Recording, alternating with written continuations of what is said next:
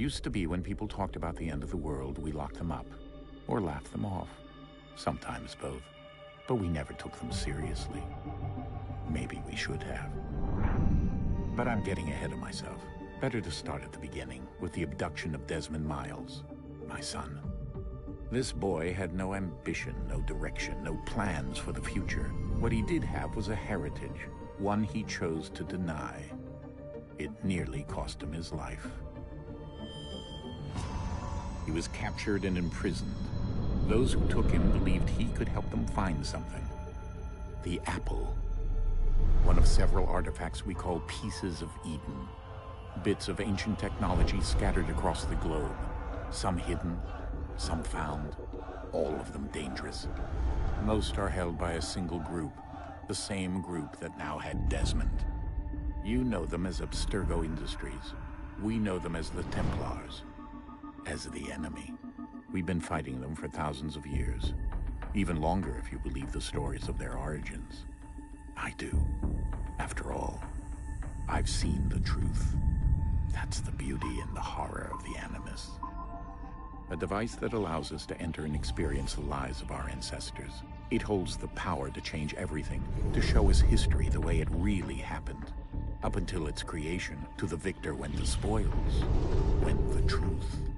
We're trying to fix that, to free minds and bodies both. But there's only so much that we can do, and the Templars have the upper hand these days. But something larger than the Assassins and Templars is approaching. Bigger than all of us. And if we can't find a way to stop it, these next few weeks will probably be our last. Everyone's last. In the end, it all comes down to him. To Desmond. Through the Animus, he discovered his heritage, explored the lives of his ancestors, and uncovered their secrets. When that was done, he trained. He used another ancestor to provide decades of experience in the span of a few days. It worked. We think. We hope. Soon, though, soon we'll know. That ominous date fast approaches, December 21st, 2012. None of us knows what it'll bring, only that this is where they want us to be. When it does. They've been guiding us in their own fractured, frustrating way.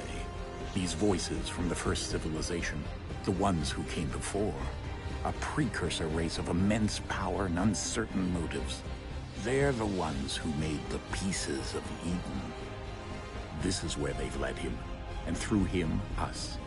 He stands at the entrance to this long-lost place, armed with the knowledge of Altair and the abilities of Ezio. He holds in his hands the Apple of Eden, and we stand at his side, ready to support him however we can. His name is Desmond Miles, and he has brought us to the end.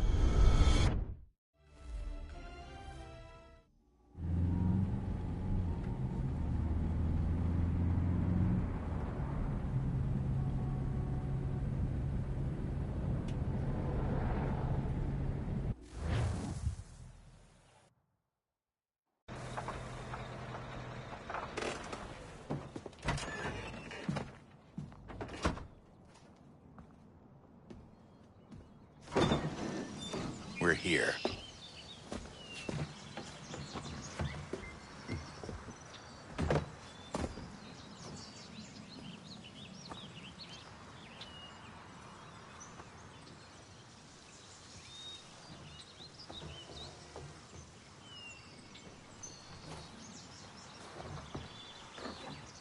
Let's go.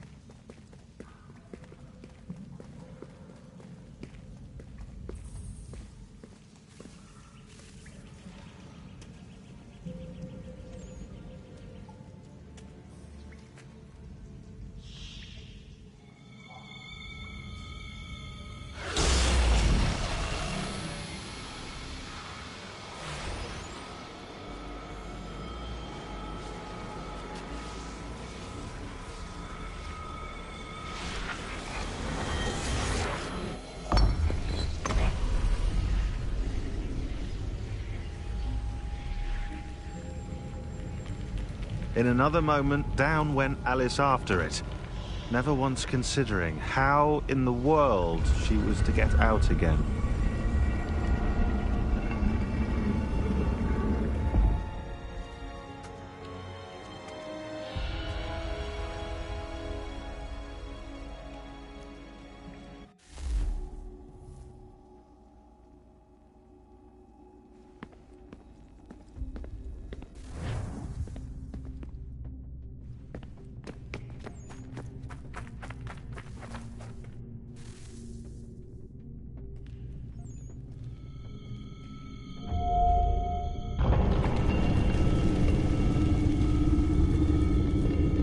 I think we're here.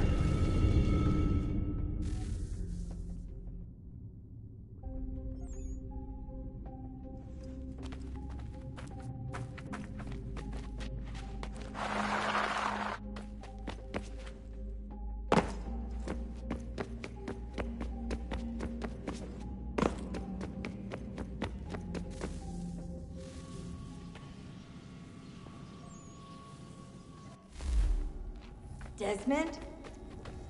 Do you hear us? Yeah. What happened? The temple triggered a bleeding effect. You collapsed and entered into a fugue state. So naturally, you dropped me into the Animus instead of, I don't know, making sure I was okay? You weren't in any danger. Besides, the temple appeared to be communicating with you, and I didn't want to risk severing the connection. At least not until we knew what it wanted. Right. Of course. Son, No, it's fine. I get it. And I know what I'm looking for, by the way. It's a key. Just no idea where it is, though. I guess that's why she triggered the bleeding effect. She? Juno, Dad. She's talking to me. Okay, Desmond. While you were, visiting Constantinople, we picked up a software update for the Animus. I'd like to run a couple of quick tests, make sure there aren't any major issues. All right. What do you need me to do? We'll start simple. Walk to the marker over there.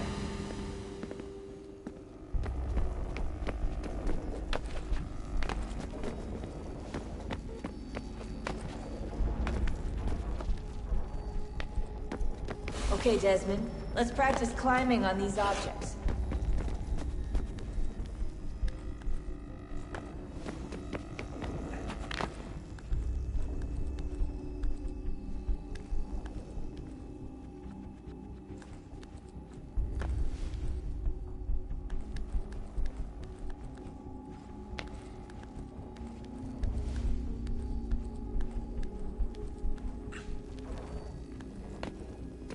Run your way through this little obstacle course.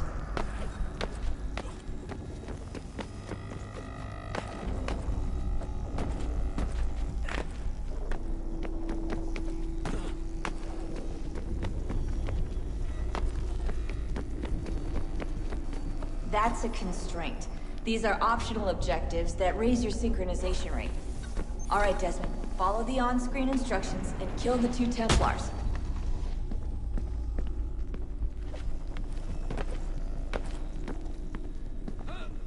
All you have to do here is jump the gap.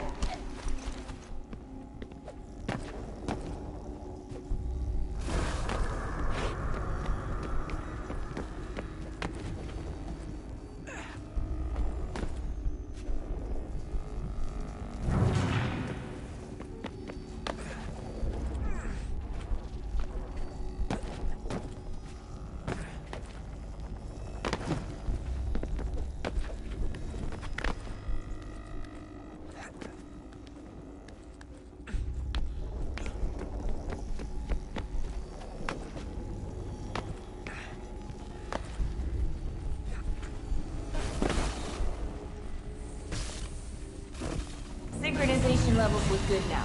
We should be able to build the world. Time to find out what the temple wants from you.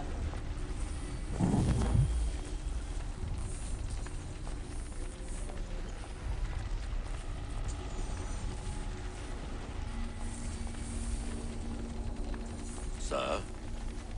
Sir? Everything all right, sir? Yes, fine. I'm just preoccupied, that's all. Don't forget your invitation. Master Birch will be meeting you inside. Thank you. Where shall I retrieve you once you're done? Front of the Opera House. And be quick about it. Don't expect to be here long. I'll bring her round at once.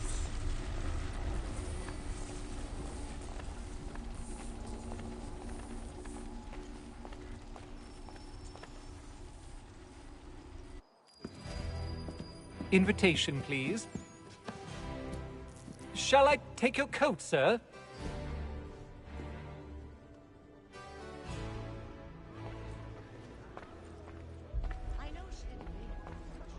Ladies and gentlemen, you are requested to kindly find your seats.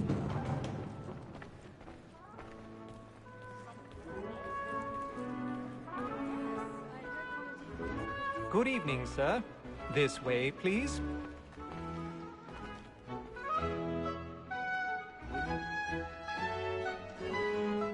My apologies.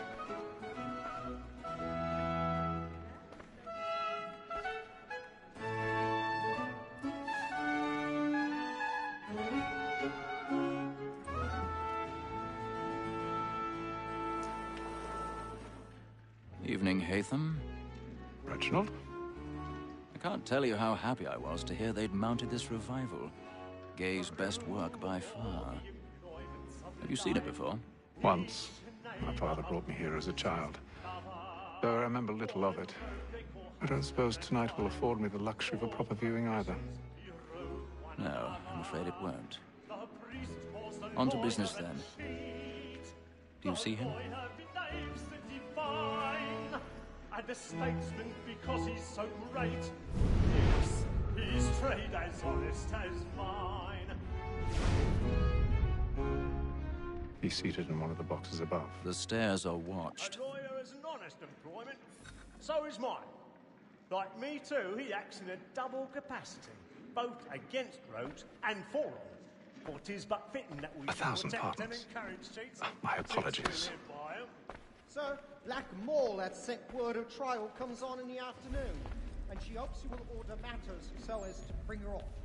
As the wench is very active and industrious, you may satisfy her that I'll soften the evidence. Tom Gag, sir, is found guilty. A lazy dog! When I took him the time before, I told him what would come to if he did not mend his hand. This is death without reprieve. I may mention a book. For Tom Gag, £40. Let Betty Sly know I'll save her from the transportation, so I can get more of my staying in.